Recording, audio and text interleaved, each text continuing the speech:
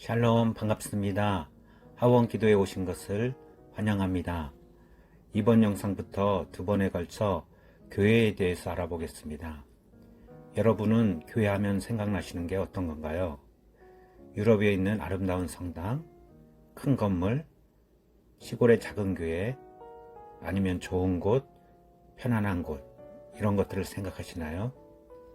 우리는 보통 교회 하면 건물을 생각하시는데 원래 교회는 건물이 아닙니다.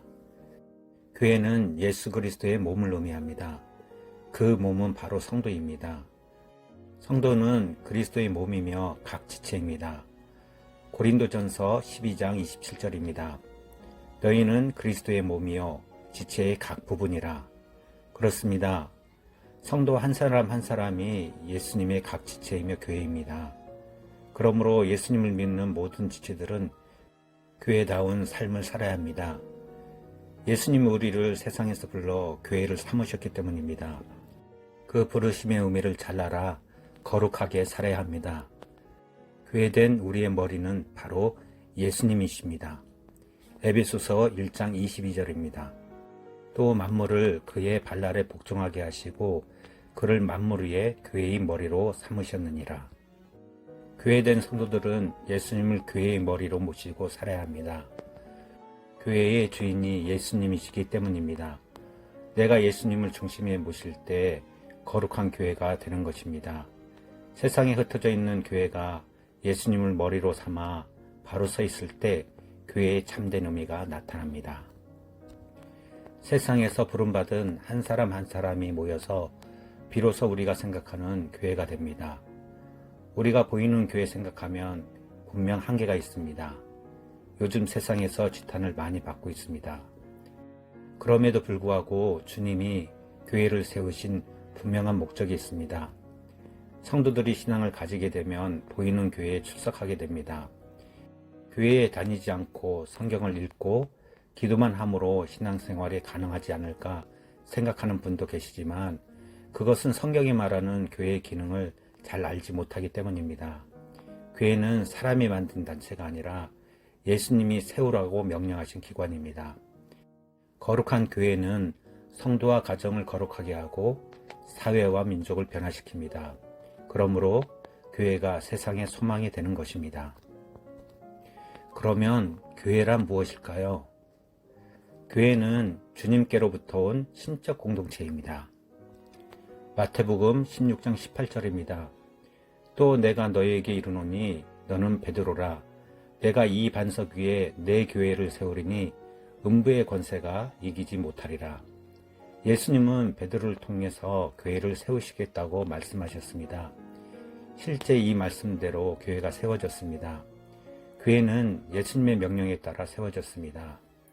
하나님은 보이는 교회든 보이지 않는 교회든 직접 세우십니다. 이것을 믿으시기 바랍니다. 하나님이 교회를 선택하셨습니다. 요한복음 15장 16절입니다. 너희가 나를 선택한 것이 아니요 내가 너희를 택하여 세웠나니 이는 너희로 가서 열매를 맺게 하고 또 너희 열매가 항상 있게 하여 내 이름으로 아버지께 무엇을 구하든지 다 받게 하려 함이라. 교회는 세상 밖에서 부름받은 존재입니다. 예수님은 너희가 나를 택한 것이 아니라 내가 너희를 택하여 불렀다고 말씀하십니다.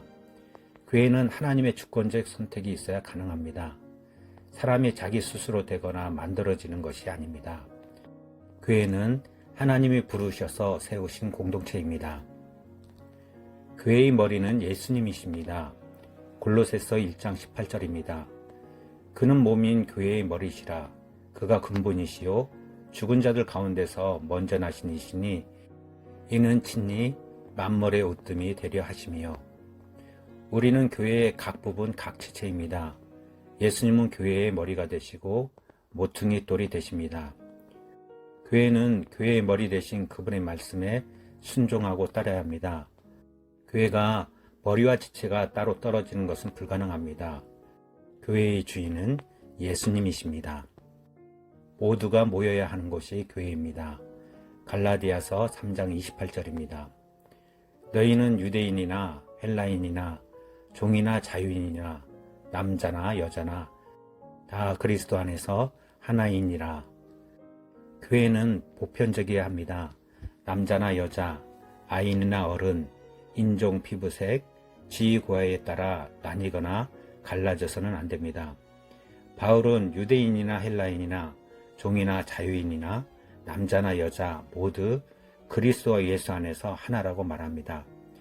교회에는 어느 누구나 와서 예배하고 찬양해야 합니다. 교회는 구별된 공동체입니다.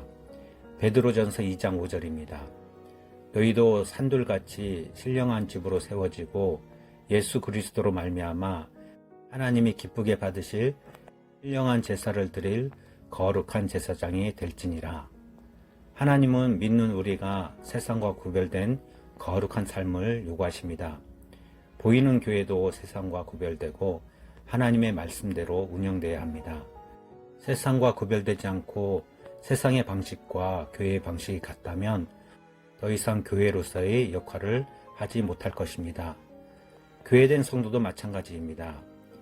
예수님을 영접하기 전과 영접한 후에는 그 삶이 달라야 합니다.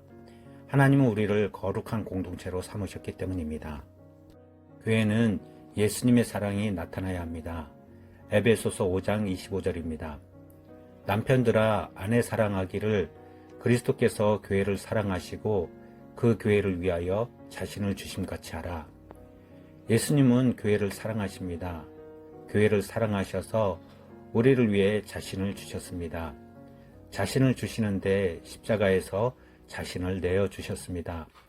십자가의 사랑은 우리에 대한 그분의 사랑의 확증인 사건입니다. 그러므로 교회된 성도는 그리스도를 본받아 서로 사랑으로 섬겨야 합니다. 교회는 사랑의 실천이 있어야 합니다. 교회는 성령과 말씀으로 성장해야 합니다. 요한복음 16장 13절입니다. 그러나 진리의 성령이 오시면 그가 너희를 모든 진리 가운데로 인도하시리니 그가 스스로 말하지 않고 오직 들은 것을 말하며 장래일을 너희에게 알리시리라. 교회는 말씀과 성령을 통하여 성장해야 합니다. 진리의 성령이 오셔서 우리를 진리 가운데로 인도하십니다. 진리 가운데로 인도할 뿐만 아니라 성령을 통해 모든 것을 알게 하십니다. 성도된 우리는 하나님의 말씀과 성령 안에서 영적 성장을 이루어야 합니다. 그리스도의 장성한 분량에까지 이르도록 말입니다. 오늘은 보이는 교회와 보이지 않는 교회에 대해 배웠습니다. 예수님을 믿는 모든 성도는 교회입니다. 예수님이 직접 세우신 보이는 교회도 교회입니다. 교회는 세상으로부터 부름받은 존재로서 구별된 삶을 살아야 합니다. 구별된 모습으로 세상의 빛과 소금이 되어야 합니다. 이렇게 될 때 세상이 변하고 내가 변합니다. 기도하겠습니다. 우리를 교회 삼으신 하나님을 찬양합니다. 우리를 불러 교회 삼으심에 감사합니다. 하나님, 그러나 우리는 교회로서의 역할을 제대로 하지 못하고 있습니다. 욕심과 질투, 시기와 욕망, 화냄과 분쟁, 거짓과 분열이 가득 차 있습니다. 용서하여 주옵소서. 하나님은 늘 우리에게 말씀대로 살라 하지만 우리의 몸과 마음은 다른 데로 갑니다. 회개하오니 용서하여 주옵소서. 교회의 본래 모습을 회복하게 하옵소서. 거룩성을 회복하게 하옵소서. 그래서 교회의 본래의 목적대로 사용받게 하옵소서. 세상의 교회를 걱정하는 것이 아니라 교회가 세상을 품고 위로하고 배려하고 사랑하게 하옵소서. 그리스도의 사랑을 실천하게 하옵소서. 교회는 성장해야 합니다. 말씀과 성령 안에서 바르게 성장하게 하옵소서. 바른 목회, 바른 신학이 교회 안에 있게 하옵소서. 세상의 기준으로 성장하지 않게 하옵소서. 예수 그리스도를 머리로 삼아 거룩한 공동체로 나아가게 하옵소서. 믿는 사람 한 사람 한 사람 낮아지고 예수만 높아지게 하옵소서. 주만 바라보고 찬양하게 하옵소서. 예수님의 이름으로 기도합니다. 아멘.